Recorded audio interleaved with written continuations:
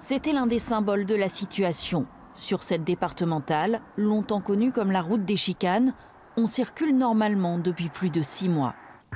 À l'intérieur de l'ancienne ZAD, des occupants en lutte ont pris racine.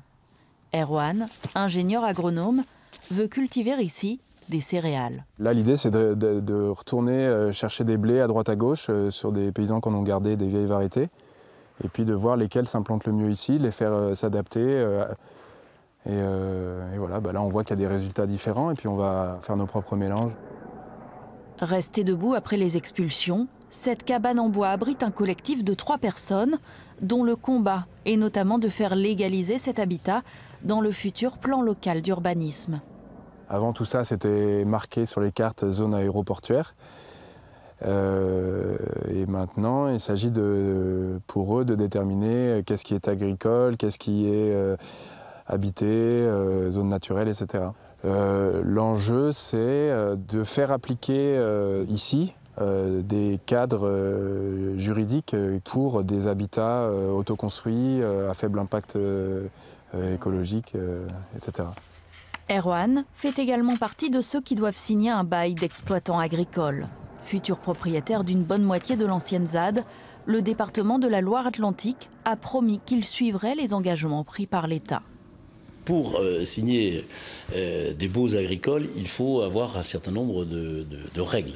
En matière de formation, en matière d'installation, bref, il y a des règles. Donc tous ceux qui, parmi les 15 qui peuvent prétendre, c'est-à-dire avoir le droit de s'installer, de signer un bail agricole, eh bien nous le ferons, bien sûr, ça fait partie des engagements. Au printemps, Sarah a vu l'État détruire son lieu de vie et la bergerie qu'elle avait érigée. Mais la jeune femme n'a pas baissé les bras.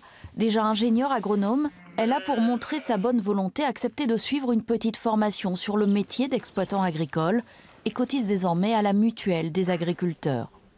On a fait les démarches à la MSA, on a signé nos conventions d'occupation précaire. Disons qu'on a fait ce que administrativement il était nécessaire de faire comme n'importe où ailleurs. Et j'ai envie de dire, on a aujourd'hui bien respecté les devoirs. Par contre, on n'a pas obtenu les droits qui vont avec, quoi. En parallèle, un fonds de dotation lançait le mois dernier le début d'une campagne pour racheter ici des terres et des maisons non réclamées par leurs anciens propriétaires. 13 lieux pourraient être vendus à moyenne échéance.